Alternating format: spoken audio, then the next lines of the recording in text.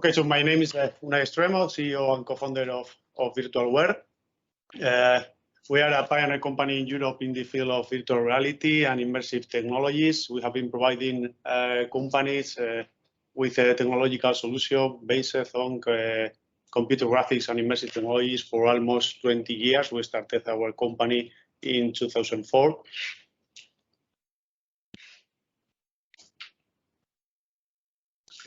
Yeah. Now, yes. Or you can press on the button. Yeah, that's it. Thank you. So we are a 50 people company. We have our headquarters in Bilbao, very close to here in Vizcaya, and we have a subsidiary in Canada, in Toronto. We are now growing faster in Canada. We started this year to hire tech people there to support our clients, mainly in the States and Canada. Through this year, we have had the opportunity to work with many different companies from many different sectors, and we have projects in more than 30 countries. In 2021, before the big hit we have with the pandemic, we achieved a historic milestone for us by surpassing 5 million euros in sales, and a large part of these sales came from the North American market. Recently, at the end of the last year, we were recognized as the most innovative VR company in the world by the International Academy of Extended Reality. This is an independent academy based in London and in San Francisco. I would not like to miss this opportunity to introduce you to Evolve. Evolve is a company created by VirtualWare. Evolve is a digital health and medical device manufacturer that specializes in developing rehabilitation, mainly neuro-rehabilitation solutions based on immersive technologies. We founded this company in 2018. And it's a company that proves that VR technologies can be used to improve medical conditions and the quality of living of patients. I would like to share with you one short video that talks about our soul as a company.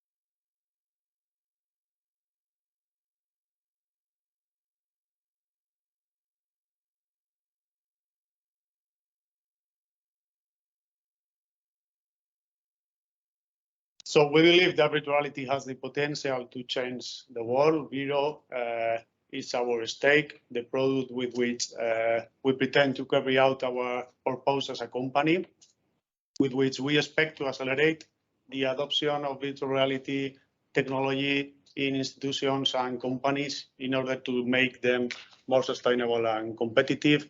We launched Viro, our VR platform, at the VRX event in Amsterdam in 2019. In this year, in 2019, we have been awarded with the prize for the best enterprise solution of the year. This is a short video explaining what Viro is.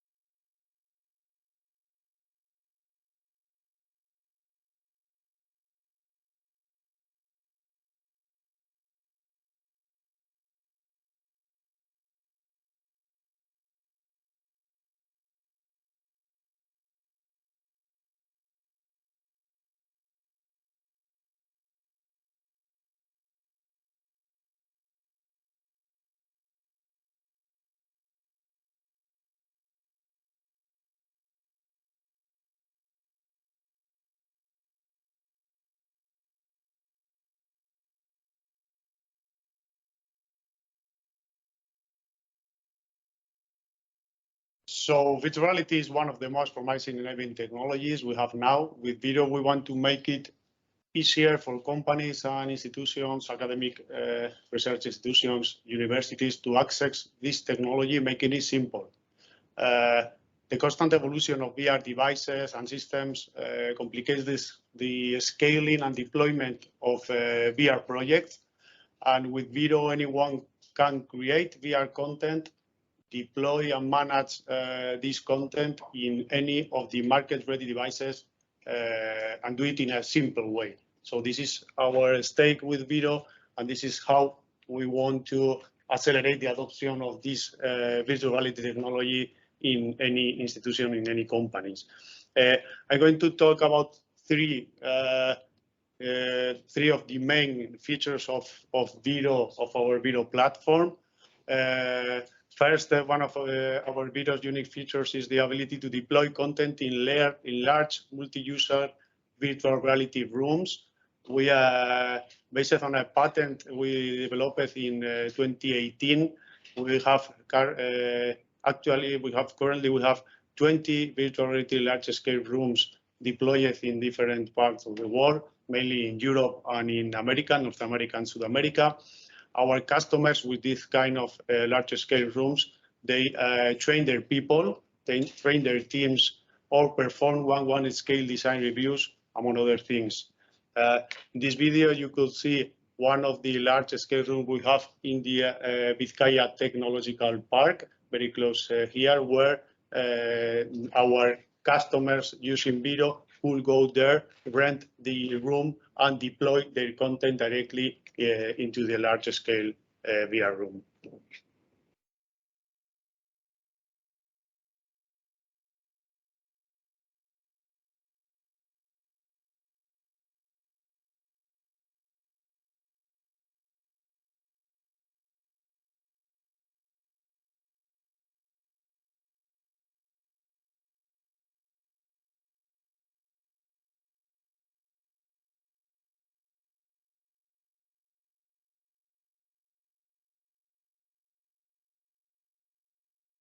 The second one feature of Viro is the ability to generate multi-user virtual reality and remote collaboration collaborative sessions.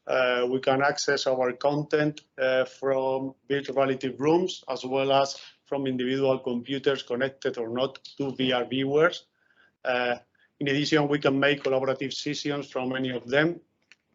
In this video, you could see how we connect two different large-scale rooms into different locations with one single player, one laptop with a VR headset, and all the people inside the rooms and with the VR headset with the laptop are inside the same virtual reality experience.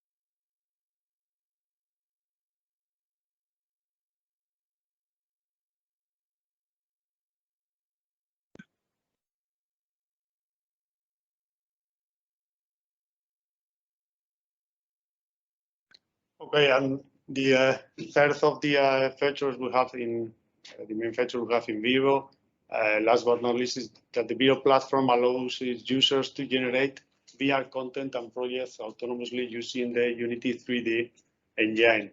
We provide new creators or non-experienced creators with tools that ease the generation of such content and enable advanced users to exploit the full potential of the Unity 3D environment.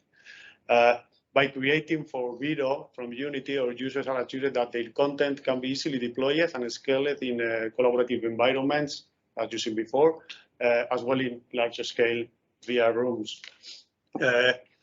We have next week we are going to open a call for creators. We are going to be in June in the AWE 2022 event that is going to be held in Santa Clara, in San Francisco, and we are going to launch a special call for Unity-based companies to join our community of creators. We have some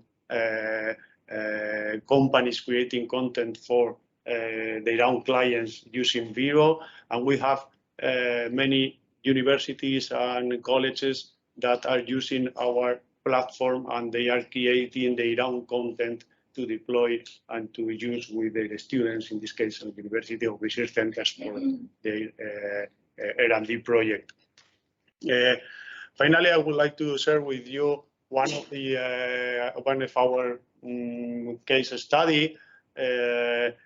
This is one of the biggest clients we have just now, and probably is one of the challenging client we have that is challenging us every time with some kind of haptic devices they need to simulate the process they want to simulate with our technology.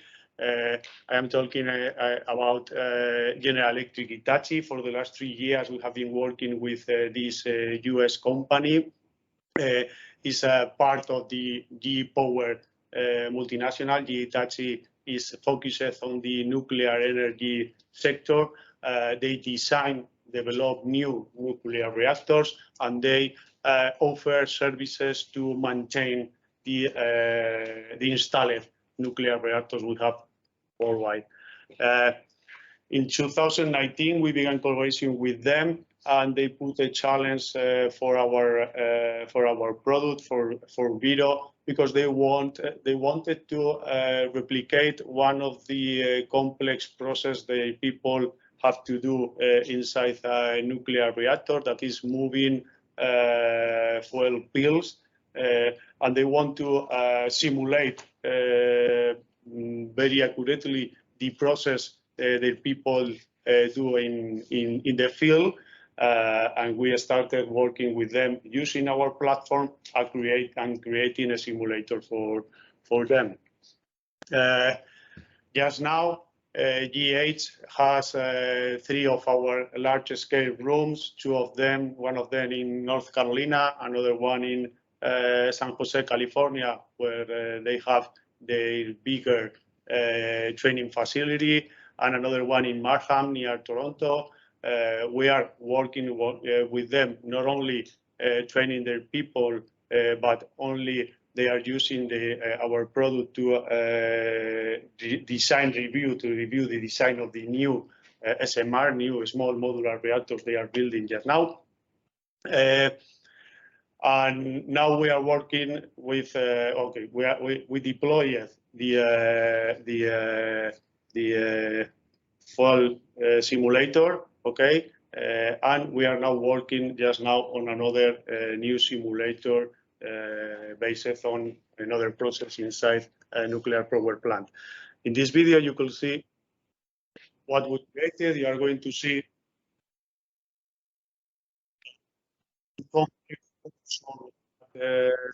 this girl is using in the video, because we have some issues with intellectual property of the buttons, different manners they have in the console. But you can see in the big area our people inside a virtual reality room doing exactly the process the people of Hitachi is going to do in the field.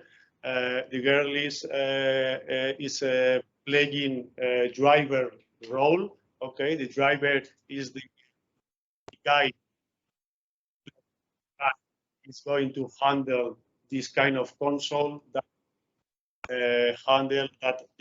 that manage the mast is moving the fuel pills inside the reactor. Okay, the other guy that you can see moving around the room is the other people that in the process you need to be there to make some kind of double and triple checks when someone in the driver role is going to move some kind of fuel pills. Okay, so in this case, for this simulator, one of the requirements of the client was to simulate or to have a tactile feedback of the console, because the people in the driver role, they are not seeing, they are not watching the buttons, so they are watching always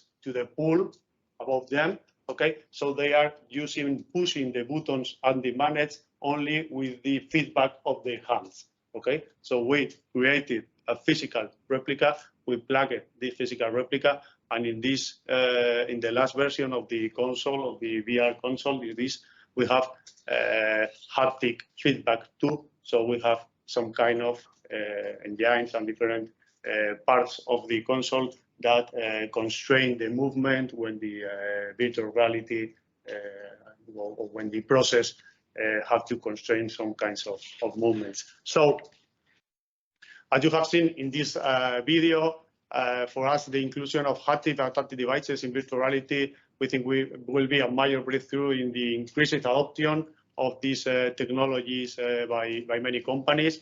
We are working too on some R&D projects. One of them called Haptic VR with TECNALIA too. So from our point of view, tactile and haptic devices are going to probably, we think that are going to evolve exponentially over the next few years. We think that we do not yet have haptic and tactile devices whose cost-value balance will allow us a massive entry into the market. But as happened with head-mounted display during the last years, I think this is something that will change in the next year. Therefore, as I mentioned at the beginning, it's for us an honor for us to be part of this project and follows closely its evolution and how this kind of technologies, tactile and haptic devices, is going to evolve. So thank you very much for your attention, and I will have to chat with you, all of you, during this day. Thank you.